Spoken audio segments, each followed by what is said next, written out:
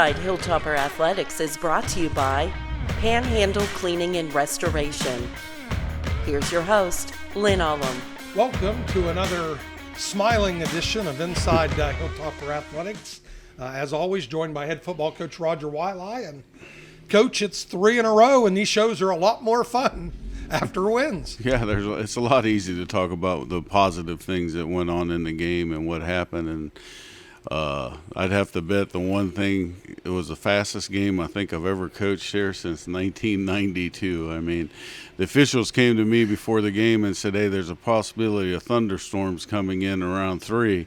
He goes, what do you think about the media timeouts? I said, that's not my call. I said, if you think for the safety of the athletes that you want to do that, discuss it with the home team. And he did. He came back. He said, no media timeouts. And it's amazing how fast it went. Well, and I was sitting with my wife at the game, and that first quarter, I think, was 24 minutes.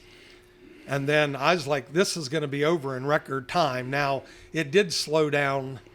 We scored 3 times, and you're kicking off and things like that.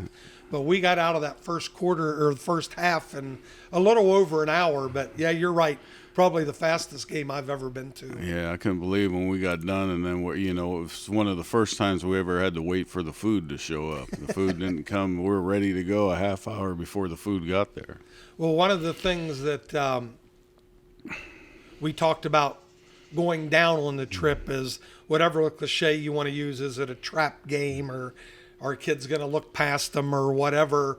Wesleyan, unfortunately for them, is not having a great football season. But even with it being a potential trap game, we still went down, took care of business. We could talk about the weather turned in the fourth quarter. So let's get back to the start of the game. Talk us through it. Well, it didn't start off very well for us. We fumbled on our first play. Fortunately, the defense held, and our PAT block team that Coach Miller run, I think we blocked 3 kicks. That has to be a record here at West Liberty. I think 2 field goals and maybe 4 kicks. I can't put my head on it right now, but I know that was probably one of the biggest determining factors in swinging emotion is the amount of kicks. They missed one, the early one they missed, but we were able to play steady defense for the most part all day. We got a defensive score, which was one of our first ones of the year, but not making excuses. This is the first time I've ever gone into a game with one legitimate tailback. Everybody was hurt. We had 2 tight ends and a receiver taking reps there last week. We used a couple of tight ends back there. We didn't move Ben Turner, but, it was really – and I thought Asbury probably had one of his better games other than the 2 fumbles that he had. Yeah, it was an unusual half. For one, we got an absolute break with the weather. My wife and I went down on Friday and stayed at Canaan. The leaves were incredible. I know you got to be like old as I am to really appreciate that, but just incredible weather. It rained the morning, and then it was like the football gods got involved and said, for a half, we're going to have blue skies, no rain. And so if it would have rained in the fourth quarter the way that did in the first half, which team does that affect the most? What would your thoughts if the weather would have been adverse? I don't think it changes much for us because we practice in it quite a bit, and I think our quarterbacks and centers had been doing a very good job in practice. And it really comes down to the ball boys keeping the balls dry because the way the footballs are, they're synthetic leather. They don't hold. They don't get heavier like the old all leather balls. So the only thing that changed our game plan and what we're doing, I think we maybe threw the ball 5 times in the second half, and it was, sometimes in coaching you got to think, okay, and this did cross my mind, we got to get out of here injury-free and get the victory. And so we moved the ball sporadically. We had a couple scoring opportunities that we didn't take, and a lot of that I blame on myself. I got ultra-conservative trying, we got 1 tailback. Let's not try to give him 40 carries in one game. So, it was just a combination of different things. We had, a special team letdown, and it's not schematically. It's just we got to execute on a punt team, and we haven't been executing very well the last couple of weeks. But, we had some unusual things. Dylan had never fumbled. Chris Charles, one of the best receivers in the conference, had a couple big-time drops. But, overall, I thought the game plan, and they threw a lot of, when you're struggling for an identity, you're going to come up with a million different looks. And I thought for the most part we handled them well offensively and defensively. They were trying to somewhat scheme us up. And again, they caught us a couple times in some things that unbalanced and things that they haven't run before in the past. And so, but we were able to adjust and get lined up the proper way, and then we were able to stop them. Well, as you said, we had a fumble in the first play of the game. Defense kept them out of the end zone. They missed the field goal. Correct.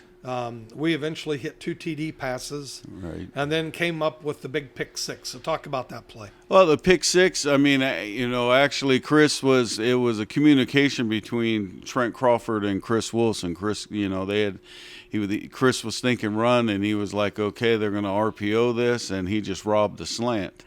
And, he saw it coming just by formation. They were a little bit formational, so he sent our nickel, Trent Crawford, in to play the run, and he just robbed the slant, timed it perfect, and almost like they were throwing the ball to him. He never broke stride and went right into the end zone. Yes, that was a big play. Put 3-score game. 21-0, and almost had a chance to make it 28-0. Right, and then we kicked the field. But, the rain, we tried to get another score, calling the timeouts, and then, we got behind the sticks with a penalty and really never got anything mustered, and then they blocked the punt right before half.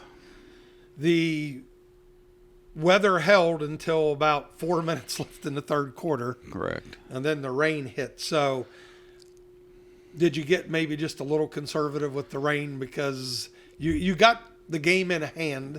You said you're down to one tailback. Right. No, yes, I did get conservative. We got in 4-minute offense a lot faster than, meaning trying to snap the ball with less than 5 seconds. And I'll be honest with you, the long pass in the second half that he threw to that Rudy threw to Harvey, he checked to it because I wasn't calling any more pass plays. I was just trying to get out of there.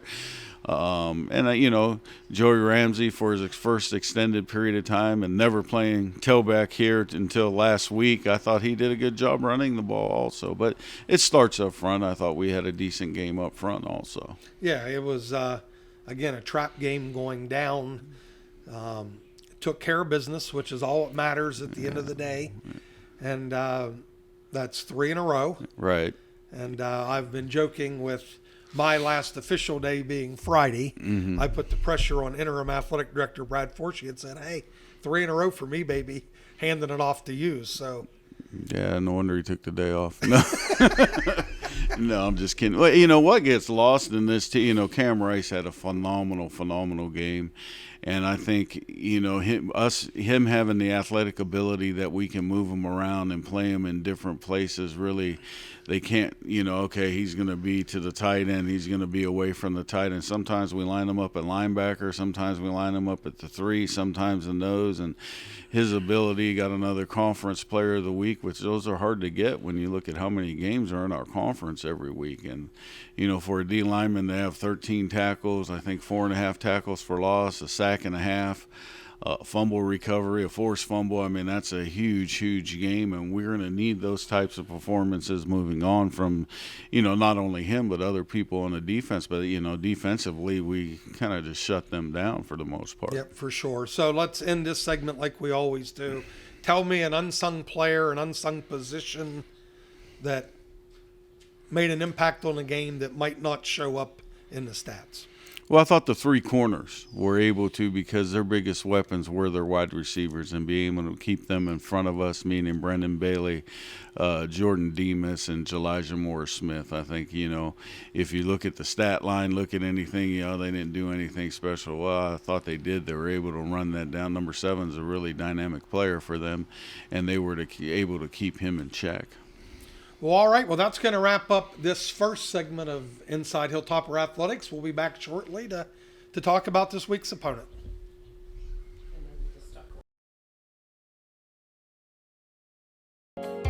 Disasters happen. Pick the team that takes care of them all. Powered by offices in Wheeling, Morgantown, and Pittsburgh, Panhandle Cleaning and Restoration is ready to handle any size emergency at a moment's notice. We have the right people, knowledge, and equipment to respond 24 hours a day. I'm Roger Wiley.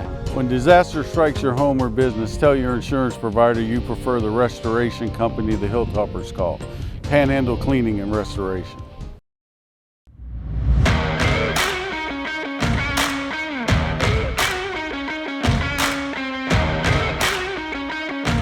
Inside Hilltopper Athletics is brought to you by Panhandle Cleaning and Restoration. Here's your host, Lynn Ullum. Welcome back to the football edition of Inside Hilltopper Athletics. I'm here with head coach Roger Wiley. Toppers have won 3 in a row. Now you're facing what has been a legitimate, not only league power, region power, national power. Notre Dame College is visiting. 5 o'clock kickoff, so everyone hear that. 5 o'clock this week, and someone said, is this the first night game we've played at home in this facility, not Thursday night? That is correct. It is the first Saturday night game. Yeah. Night game. But Coach, tell us a little bit. What do we know about Notre Dame? Well, offensively, schematically, they haven't changed a whole lot, meaning they're going to try to run the ball, but they do have dynamic receivers, just like in the past. They're big, huge up front, but they've been more of a zone team than a pin and pull team. In the past, we've seen a lot of pin and pull. They still have a great tailback in Lawrence, is Ididris Lawrence.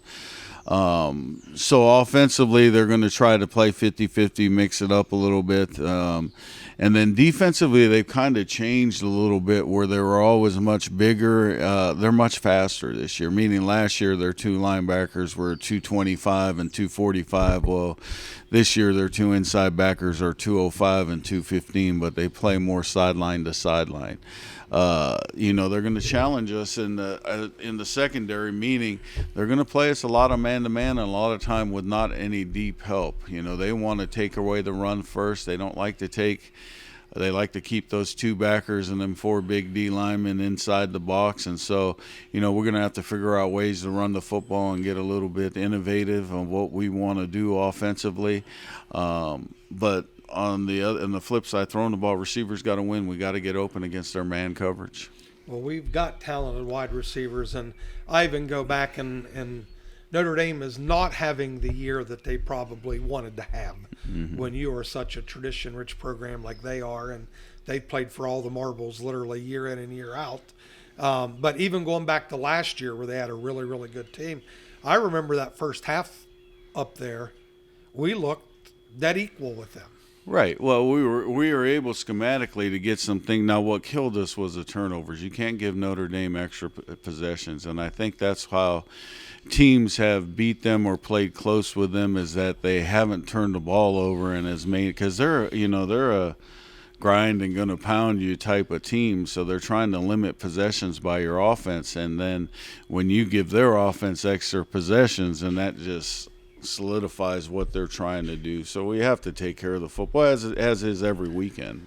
They've lost a couple close ones. Right. Then they played Charleston last week, and we don't play Charleston for a couple weeks. Are they that legit? Well, they probably have one of the best running backs in Division II, and their quarterback is playing at a high level. Not turning the ball over, not making, throwing the ball up for grabs. So I think Charleston puts so much pressure on you on offense because they can score at any time with the running backs and with the receivers they have. And so, Charleston is playing at a high level, but on any level of football, it comes down to quarterback play. Is your quarterback going to get you in good positions? Is your quarterback going to take care of the football? That's the problem with how the game has evolved these days. It comes down to the quarterback making great decisions and not giving anybody any extra opportunities, no matter what level, who you're playing. It comes down to quarterback play. Yeah, I think it's the most important position in sports. Getting back to Notre Dame, tell us one thing you absolutely have to do to win this football game. not turn it over, is not give them extra positions on offense. Defensively, we have to stop the run. But the big thing is not turn it over. Yeah, turnovers are last year. If you look at the game, if you take out the turnovers, it's a dead even game almost. Yeah, the turnovers in this sport are they're paramount. Right. They make the difference between winning and losing. How about health-wise? We know that coaches don't want to give away any secrets, so you don't have to go into any specifics about any player, any position. Where are we health-wise being 7 games into the season? Well, the way I feel, I think we should get a couple of the tailbacks back this week, which, makes it a little easier to call plays and not not compromise somebody and give them too many carries or put them somewhere. So hopefully we get the 2 other tailbacks back, so we'll have 3 true tailbacks in there. Defensively, I think we're fair. This is the healthiest probably we have been so far, meaning we got Demas back that missed 3 games. Cam got player of the week. He's been playing with a injury all year that he's probably been recommended not to play, but he loves football so much he's going to play.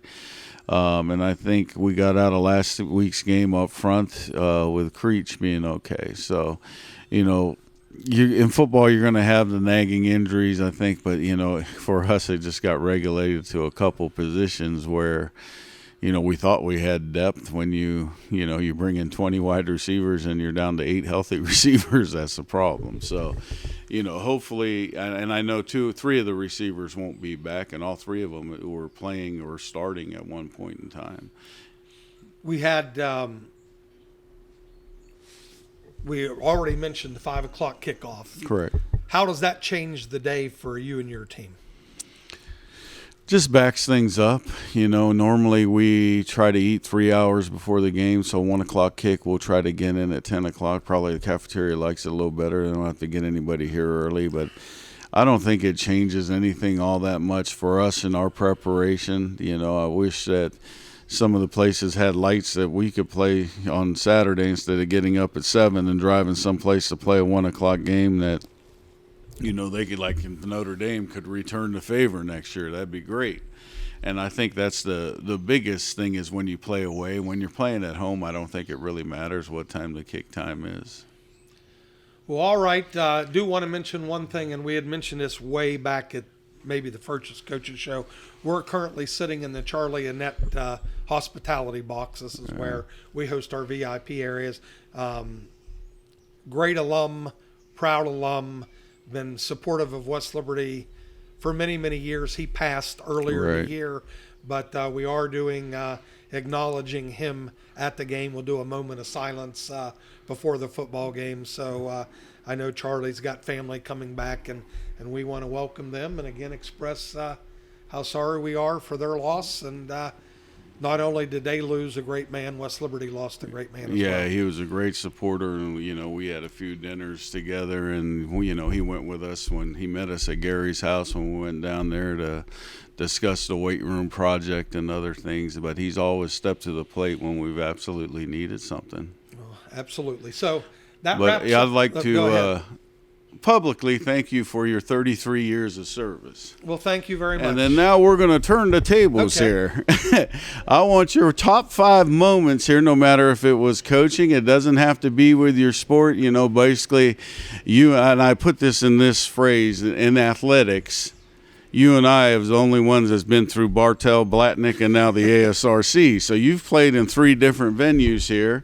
Robin Bruner, our administrative assistant, was over in the registrar's office, I believe, when we were in Bartell, because Madonna was the administrative assistant. So we're the 2 last of the Mohicans. And the only reason I think of this is because before the game, Bill Struble ambushed me, and I was like, oh my God, I didn't even know you're still living in the area. So he looked at me, he goes, you're the last one left. And so, but top 5 moments here at West Liberty.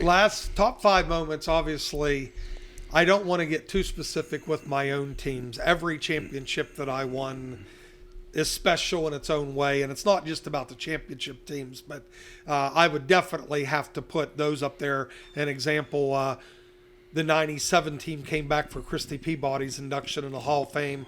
Joanna Burnaby hitting that three-pointer, Right. getting us the school's first championship in that sport. So probably countless moments in that. I thought last year our men's basketball team's run through the tournament, the regional, playing at an incredibly high level, and just how special that was to go to a national championship game. But I am going to pick two other things, because anybody that knows me knows that I love football.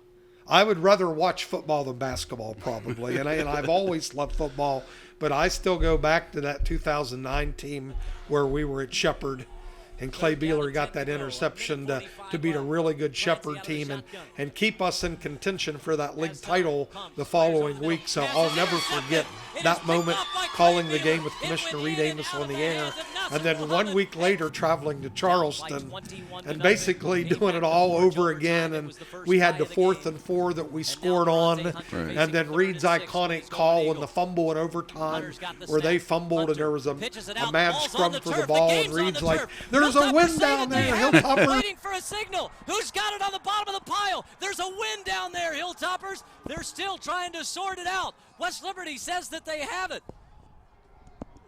Derek Evans believes that the Toppers do. Who's got the football? West Liberty's got it! The Toppers win! The Toppers win! In 2 overtimes, West Liberty has done it! The Hilltoppers have won it! A fumbled football on a pitch to Julian Johnson turns the game in the Hilltoppers' hands as West Liberty has won 48-42! Oh my, oh my. So those two moments, because I'm such a huge football fan, will always stand out. And I know I'm going to forget countless other things in other sports, and I don't mean any disrespect, but that run in men's basketball last year, just how dominant they were. Right. Teams weren't even in games with us for the longest time, especially with me getting older and enjoying that run, the football moments, my own teams. But there's probably 1,000 others that I'm forgetting. But thank you for bringing that up, because when we get old, we love to reminisce. Oh, yeah. And it's a lot easier on this side of the mic. Absolutely. I do want to say hi to the family of Jesse Collins. They came up, congratulated me on retirement. I had a chance to catch up with them at Wesleyan, and I said I'll mention them on the air. So hello, Collins family. Continue to root on your son, our team, and we'll see everybody next week. Disasters happen.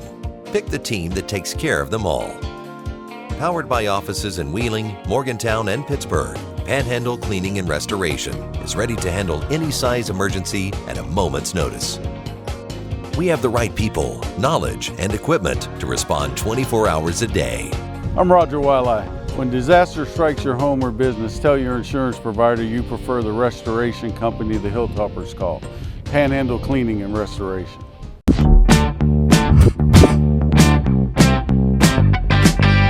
Hi, my name is Roger Watson. I'm an exercise physiology student here at West Liberty University, and here's what it's like to be an exercise phys student.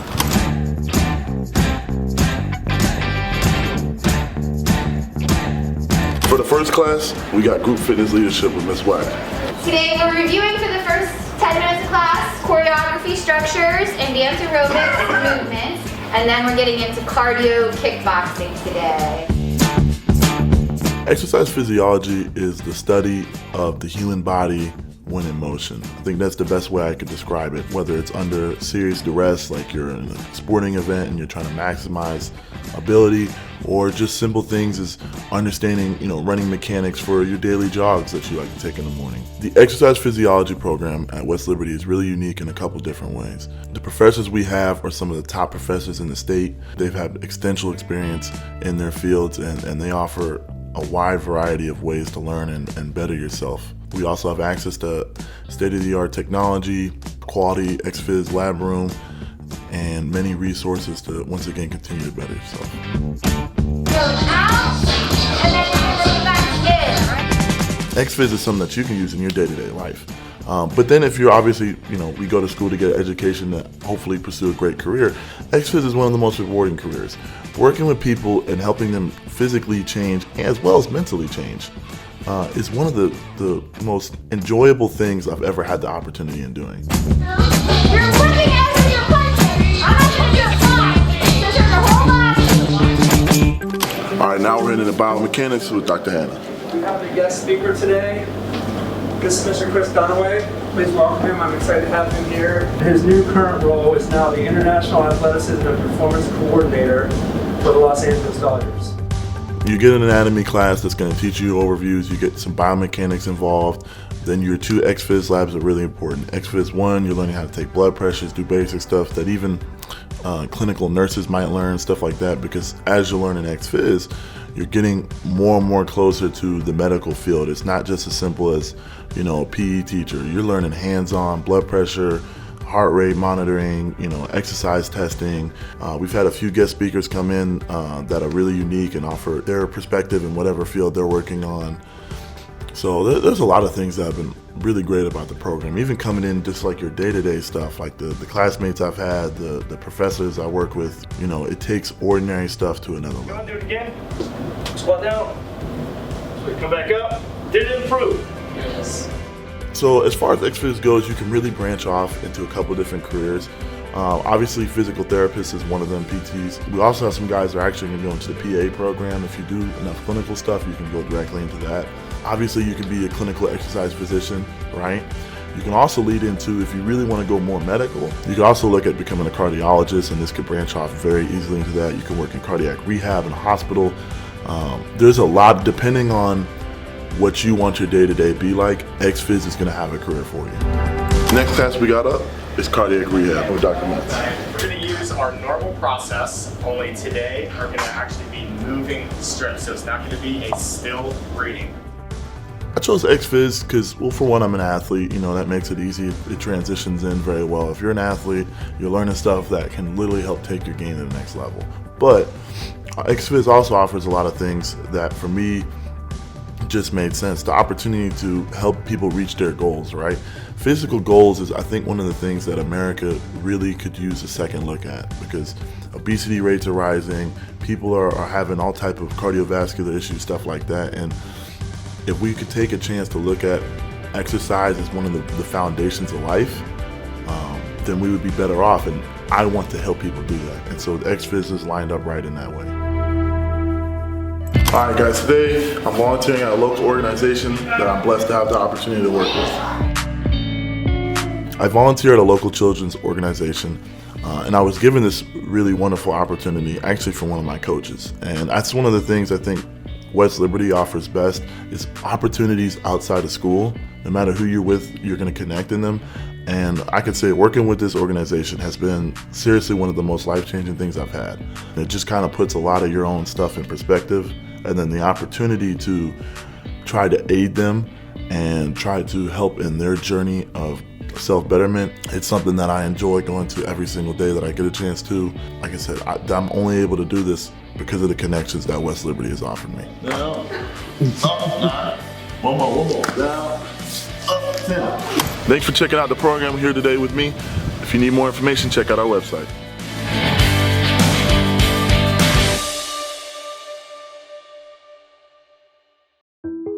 From humble beginnings in 1837, West Liberty University has been home to thousands of students. Whether you're a recent high school graduate or looking to complete a college degree later in life, starting your educational career at West Liberty University will be the catalyst for your future. This is a place where you will discover who you are and where you belong, surrounded by lifelong friends and a supportive faculty and staff. Start your journey home at westliberty.edu.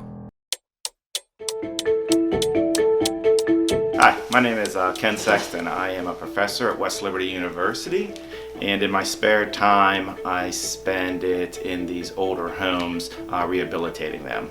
So, for example, the house that I'm in currently was on fire in 2015, and it's sat dormant for around 7 years. The house is a small craftsman style house, which makes it pretty easy to work on, so we were able to remodel it so that it can be a livable house again and not be a vacant lot.